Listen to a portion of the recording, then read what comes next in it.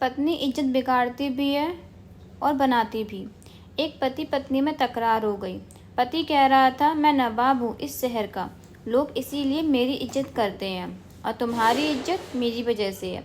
पत्नी कह रही थी, आपकी इज्जत मेरी वजह से है, मैं चाहूँ तो आपकी इज्जत 1 मिनट में बिगाड़ भी सकती हूँ और बना भी सकती हूँ। नवाब को तैश आ गया और बोला, ठीक है, दिखाओ मेरी इज्जत खराब करके। बात आई गई हो गई। नवाब के घर शाम को महफिल जमी थी और दोस्तों की हंसी मजाक हो रहा था कि अचानक नवाब को अपने बेटे के रोने की आवाज़ आई। वो जोर जोर से रो रहा था और नवाब की पत्नी बुरी तरह उसे डांट रही थी। नवाब ने जोर से आवाज़ देकर पूछा कि क्या हुआ बेगम, क्यों डांट रही हो? बेगम ने अंदर से कहा, देखिए ना, आपका बेटा खिचड़ी मांग रहा है और जबकि उसका पेट भी भर चुका है। नवाब ने कहा, दे दो थोड़ी सी और। बेगम बोली, घर में और भी तो लोग हैं, सारी इसी को दे दूँ। पूरी महफिल शांत हो गई। लोग कानाफूसी करने लगे कि कैसा नवाब है, जरा सी खिचड़ी के लिए इसके घर में झगड़ा होता है। नवाब की पगड़ी उछल गई। सभी लोग चुपचाप उठकर चले गए। नवाब उठकर अपनी बेगम के पास आया और बोला, मैं मान गया, तुमने आज मेरी इज्जत तो उतार दी।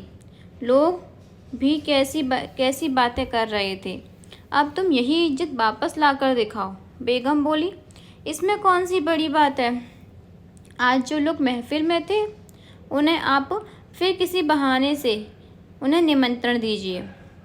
नवाब ने फिर से सबको बुलाया।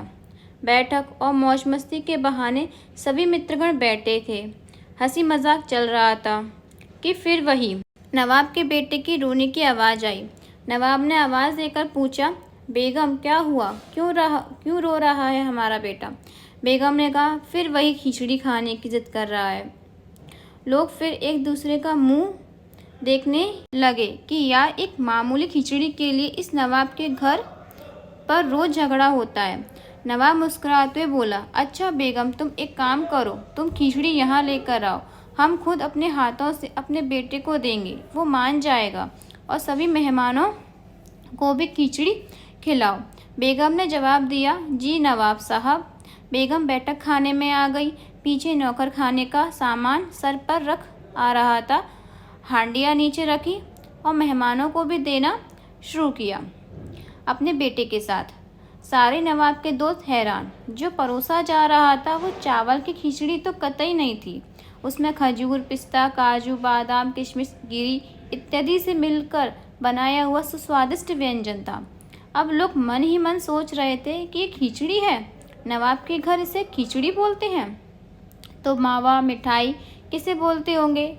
नवाब की इज्जत को 4 चांद लग गए। लोग नवाब की रईसी की बातें करने लगे। नवाब ने बेगम के सामने हाथ जोड़े और कहा, मान गया मैं कि घर की औरत इज्जत बना भी सकती है और बिगाड़ भी सकती है, और जिस व्यक्ति को घर में इज्जत हासिल नहीं, उसे दुनिया में कहीं इज्जत नहीं मिलती। सृष्टि में यह सिद्धांत हर जगह लागू हो जाएगा। अहंकार युक्त जीवन में सृष्टि जब चाहे हमारे अहंकार की इज्जत उतार सकती है और नम्रता युक्त जीवन में इज्जत बना भी सकती है।